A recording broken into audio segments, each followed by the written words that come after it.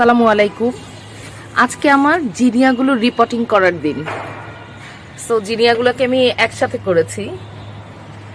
এই যে আমার জিনিয়া ফুলের চারাগুলো, আর আমি রিপোর্টিং করব এই পটগুলোতে। তো মোটামুটি আমি জিনিসপত্র সব রেডি করে নিয়েছি।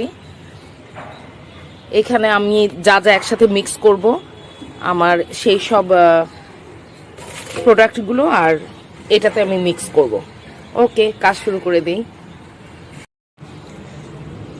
এখানে আছে সরিষার খোল, কোকোপিট, শিংকুচি, বালি যাতে মাটিটা হালকা হয়, আর এই স্টোনগুলো দিয়ে আমি ওই যে বেসটা করে দিব, কারণ হচ্ছে পটের ভিতরে বেসটা ঠিকভাবে করলে ওই যে পানি যেন খুব সুন্দর করে বেরিয়ে যেতে পারে, পানিটা যেন জমে না থাকে।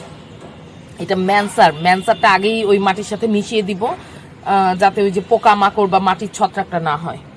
আর এটা ওই যে গাছের খাবার। আর এইটা হচ্ছে ভার্মি কম্পোস্ট, এটা প্যাকেট থেকে বের করে নিয়ে এটা একদম সবার শেষে হচ্ছে ভার্মি কম্পোস্ট সারটা মিশিয়ে দিব পরিমাণ মতো। রেডি করে ফেললাম আমার মিক্সচার, ভার্মি কম্পোস্ট সারটাও মিলিয়ে দিয়েছি। এবার একে একে আমি পট রেডি করব। এই তো হয়ে গেল আমার রিপোর্টিং।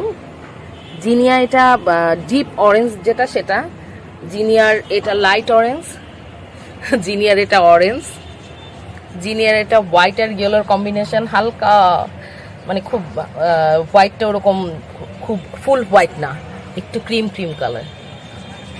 আর এটা জিনিয়া ইয়েলো। আর ডায়ান্থাসের দুইটা কালার আমি একসাথে আজকে একটা পটে লাগিয়েছি, দেখতে খুবই সুন্দর লাগে।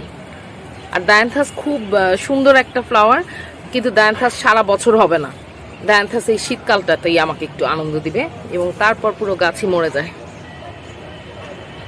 ওকে, আমি এখন পুরোপুরি আর কি জল দিয়ে ভিজিয়ে দিব, যেন হচ্ছে ওই পানিটা একদম পটের নিচ দিয়ে যেন বের হয়ে যায়, ঠিক এমন পরিমাণে পানি দিব। আর এরপর আমি এগুলোকে সেট করব, জায়গা মতো ঝুলিয়ে দেব। ওকে, আল্লাহ হাফেজ।